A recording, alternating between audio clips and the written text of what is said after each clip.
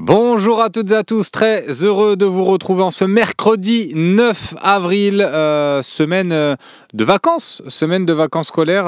Je ne sais pas si certains dans le chat ont des enfants. Je vous souhaite à tous de profiter de ces petites vacances scolaires. Voilà, je salue évidemment le chat Twitch, le chat YouTube. Ça met du temps un petit peu à se connecter là sur YouTube pour l'instant. Le chat ne s'affiche pas pour l'instant correctement, mais voilà, ça va se connecter tout doucement. Évidemment, je salue le chat Twitch aussi qui est bien présent plutôt.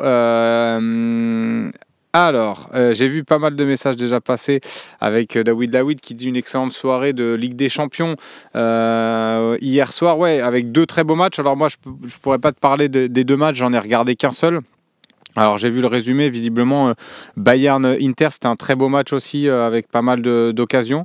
Le Bayern aurait pu marquer un peu plus de buts aussi. L'Inter s'en sort bien sur ce match-là au vu du résumé, mais ça avait l'air d'être un beau match. Mais en tout cas, Arsenal-Real, j'ai pris un vrai plaisir. J'ai aimé cette force collective d'Arsenal face à toutes ces individualités du Real, comme quoi bâtir une équipe ne se fait pas qu'avec des stars. Ça permet aussi de rappeler cela à un peu tout le monde, à tous les supporters, parce que voilà, quand tu regardes l'équipe du Real avec Mbappé, avec Vinicius, avec Rodrigo, avec Bellingham, tu te dis oh putain quelle armada, et finalement ça veut pas dire forcément que tu arrives à animer les choses et à être un collectif fort. Donc je suis content de cette victoire et je pense que honnêtement je vois beaucoup de messages passer. Oui, attention à l'enfer de Bernabeu, la remontada c'est encore possible, ça a commencé déjà dans les médias un peu espagnols. Mbappé aussi a lancé un petit peu ça. Au vu du match aller quand même et du match d'hier, je trouve que le Real il propose rien. On avait vu contre l'Atlético déjà, c'était compliqué. Contre City aussi, ça avait été compliqué. Donc moi, je les vois pas passer honnêtement sur ce match-là. Charlie Goyard, écoute, ça va très bien. Le Duc de Mars, écoute, tu retrouveras Romain demain pour ton plus grand plaisir. Même si je sais que tu taquines. Ouais, la veste pour bonheur, je sais pas, je l'avais portée, ça, je crois, oui, avant le match contre Toulouse. Peut-être il serait temps de la porter pour le match, pourquoi pas. Tiens, j'ai vu un beau message de CU84 virage sud, RIP crevette. Ça a été un bel hommage rendu à Crevette, comme il était appelé ce week-end pour le match au Vélodrome contre Toulouse. Donc c'était sympa évidemment. Toutes nos condoléances à sa famille. Arsenal, tiens, j'ai vu un message passer. Tiens, bonjour de Niort, Olmo. Merci de nous suivre de Niort, ça fait plaisir. Je sais que vous nous suivez un petit peu partout dans toute la France. Il y a pas mal de personnes en Loire-Atlantique aussi. J'ai vu pas mal depuis le début que je suis ici des personnes. Sauna 13, je crois, qui vient de pas très loin de Nantes, de Carquefou. Ça nous rappelle de mauvais souvenirs d'ailleurs, Carquefou. Arsenal, surtout des monstres. Ouais, collectivement, ça a été c'est assez costaud Arsenal. Pourtant, en première ligue, c'est un petit peu. Ils font une saison un petit peu compliquée en demi-teinte, même si dans l'ensemble, c'est positif. Mais c'est dommage parce qu'ils auraient pu être un peu plus proches de Liverpool pour ce combat-là au titre. Mais là, Liverpool a pris beaucoup trop d'avance. Mais voilà, collectivement, c'est fort. Après, ils s'en sortent aussi sur deux coups de pied arrêtés. C'est les deux coups francs là, de Declan Rice. D'ailleurs, ils sont vraiment magnifiques. Je ne sais pas lequel vous préférez, mais c'est vraiment sur deux coups de pied arrêtés qu'ils s'en sortent. Donc ça permet aussi de décanter des situations. Sami Aslan qui nous dit j'espère que tout va bien. Et écoute, oui, tout va bien. Moi, je suis là tous les jours je suis dans les Yvelines. Ouais, non, mais il y a pas mal. Vous nous suivez un peu de partout, donc c'est sympa. En tout cas, merci encore de votre fidélité, que ce soit sur YouTube, que ce soit sur Twitch, et même pour ceux qui nous écoutent en replay. Les podcasts sont disponibles sur notre site lephocéen.fr, sur Spotify également, qui nous écoutent aussi avec la web radio. Donc c'est un plaisir en tout cas de voir qu'on est soutenu, suivi, même si certains, beaucoup des fois dans le chat nous critiquent, nous tensent un petit peu pour nos avis, mais finalement vous êtes toujours là et fidèles, donc c'est que quelque part vous appréciez ce qu'on fait. Ouais, ils sont monstrueux les coups francs Moineau, je suis d'accord. Alors après, on va pas parler que d'Arsenal, on pourrait, parce que le match d'hier était quand même assez intéressant à suivre, on pourrait se le débriefer, mais je pense que certains dans le chat vont vouloir reparler de l'Olympique de Marseille, c'est aussi pour ça qu'on est là. Ça s'appelle l'OM au café, sinon on pourrait appeler ça l'Arsenal au café, mais non. Mais ils sont monstrueux en tout cas les coups francs, c'est vrai. Je sais pas lequel vous avez préféré, vous. Moi j'ai quand même un petit faible pour le deuxième. La bonne praline là en pleine lucarne, elle m'a plu. Après c'est vrai qu'on en parlait avec Tom, tiens je le salue, qui est notre stagiaire du moment, on en parlait. C'est vrai que le premier coup franc aussi, la courbe elle est magnifique, enroulé, il sort du cadre pour revenir. C'est vrai que ce but là aussi techniquement c'est pas facile à réaliser. Faut mettre, en plus il a mis la puissance et la précision et un peu la finesse, donc c'est deux très beaux coups de pied arrêtés, 2 coups francs magnifiques, et en tout cas moi j'ai un petit faible pour le deuxième quand même. Ouais, c'est ça. Bah tiens, j'avais pas vu ça, cette stat passer à 103 km/h, Charlie Goyard, tu me dis, le deuxième côté fermé. Ouais, c'est parce que justement, je me posais la question ce matin. Je me disais, j'aimerais bien savoir la puissance de cette frappe-là, parce que quand tu la vois partir, il y a un angle de caméra en plus qui est parfait, qui est filmé derrière. Je sais pas si vous l'avez vu, qui est filmé derrière le joueur, derrière Declan Rice, et on voit vraiment le ballon partir. C'est à une vitesse phénoménale. Émile Louis, parlons d'améliorer notre arsenal. Indice d'abord. Oui, c'est vrai, vous avez eu déjà ce petit débat hier avec Romain, avec Canut, sur le mercato. Après je pense que franchement on aura le temps de parler de mercato. Moi je pense là faut qu'on commence un peu à rentrer dans cette partie contre Monaco. Tiens, vu que c'est mon dernier OM au café de la semaine, je vous ai préparé le classique, le petit quiz pour terminer l'émission en beauté, pour ceux qui, je sais que certains aiment bien ça, donc on terminera là-dessus. Scamo, c'est vrai, presque aussi beau que celui de Payet avec West Ham. Je l'ai en plus en tête, celui-ci. La trajectoire était folle aussi de ce coup franc là. D'ailleurs sa saison à West Ham où il avait mis des coups francs assez fous.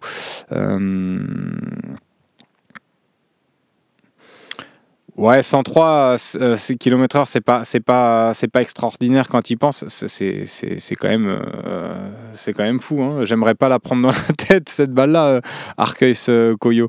Tiens, oui, c'est vrai, Charlie Goyard qui nous permet de rebasculer sur l'actu de l'Olympique de Marseille. Grosse info du jour, Luis Enrique à l'Inter, ça serait fait. Alors c'est pas selon Massilia Zone, hein, c'est un média italien. Et surtout le président de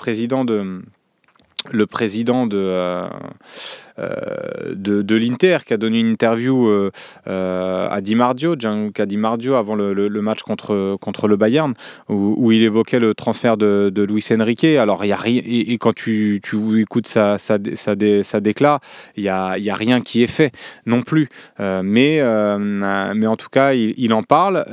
Il dit que c'est un joueur qui peut les intéresser quelque part, enfin en tout cas quand tu lis entre les lignes c'est un peu ça, donc oui, oui, voilà, Didier OM, exactement, c'est ce que tu dis. Le président de l'Inter hier confirme à la caméra avant le match que Luis Enrique était dans leur liste, et est dans leur liste en tout cas, et il dit quand même que la liste est grande, et les intérêts pour différents profils est grand, donc voilà, pour l'instant il y a rien de fait, faut pas non plus mettre la charrue avant les bœufs. En tout cas, l'info est réelle. Pour ceux qui avaient peut-être un doute, l'info est réelle et voilà. Mais on va voir ce que ça va donner. Après, moi, en fonction des sommes et surtout vu les sommes qui sont un peu sorties, qui ont fuité, on parle disons, entre 20 et 30 millions. Je trouve que c'est quand même une belle somme pour un joueur comme Luis Enrique qui fait une saison satisfaisante à l'OM, qui a eu un gros passage fort pendant quelques mois, du début de saison même jusqu'à fin janvier, début février. Là, il traverse une période un peu plus délicate. Voilà, moi, c'est vrai que vous avez beaucoup chambré Romain parce qu'il a eu du mal peut-être à reconnaître qu'il faisait des bons matchs à un moment donné, mais dans l'ensemble, je trouve que Luis Enrique, ça reste quand même un joueur moyen.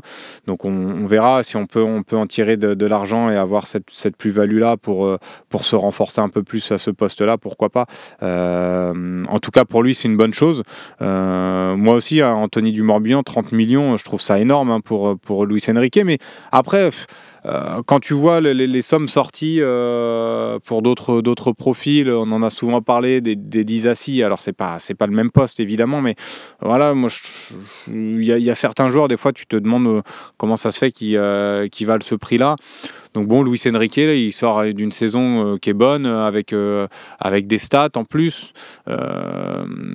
Peut-être que aussi les dirigeants interistes voient en lui un joueur capable d'occuper ce poste-là sur les prochaines années, un rôle de piston droit.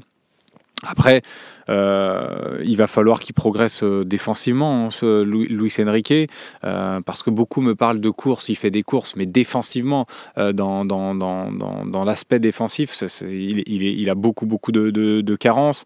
Il faut qu'il se fasse aussi violence un peu plus dans les duels. Donc voilà, il a beaucoup d'axes d'amélioration, mais en tout cas, c'est un vrai cap, hein, pour Luis Enrique d'aller à l'Inter comme ça en Serie A. Pourquoi pas? En tout cas, tant mieux pour lui. Tant mieux pour lui si ça y va. Après, pour l'instant, rien n'est fait non plus. Ouais, il a un bon jeu de corps, si tu veux, ça on a 13, mais moi je trouve que dans les duels, des fois, il met pas le pied, dans sa lecture aussi du jeu défensif, c'est pas toujours bon. Quelquefois, il y a eu des replis, notamment dans sa défense contre Lens. Moi, je me l'explique toujours pas. Donc voilà, mais il y a eu beaucoup de positifs aussi. On peut pas dire le contraire. Samba Tapi, on oublie qu'il n'est pas défenseur. Oui. Non, mais justement, c'est pour ça que je te dis, si l'Inter le prend, je pense que c'est pour un rôle de piston, et ils veulent peut-être le faire évoluer à ce poste-là. Mais il faut si lui veut performer à ce poste-là, il va falloir qu'il progresse aussi défensivement, et il va falloir même qu'il progresse aussi offensivement. Il faut qu'il aille faire plus mal aux adversaires, qu'il utilise un peu plus ses qualités athlétiques et de vitesse, qu'on voit trop peu souvent ou de manière irrégulière. Donc voilà, il va falloir qu'il progresse sur pas mal de points. Ibrahim TP qui me dit il est plus décisif que Frimpong de Leverkusen cette année, ça explique son prix slim. Oui, après, il est plus décisif. Après, je pense que faut aussi regarder les matchs, ce qu'ils font dans les matchs aussi. Moi, je trouve que Luis Enrique, 30 millions, c'est quand même bien. On s'en tire quand même très bien avec ce prix-là. Mais après, si certains trouvent qu'il vaut ce prix-là, bah, vous avez le droit de le penser aussi. Ne le dis pas, Slim, FC AML. Je sais pas pourquoi tu me dis ça.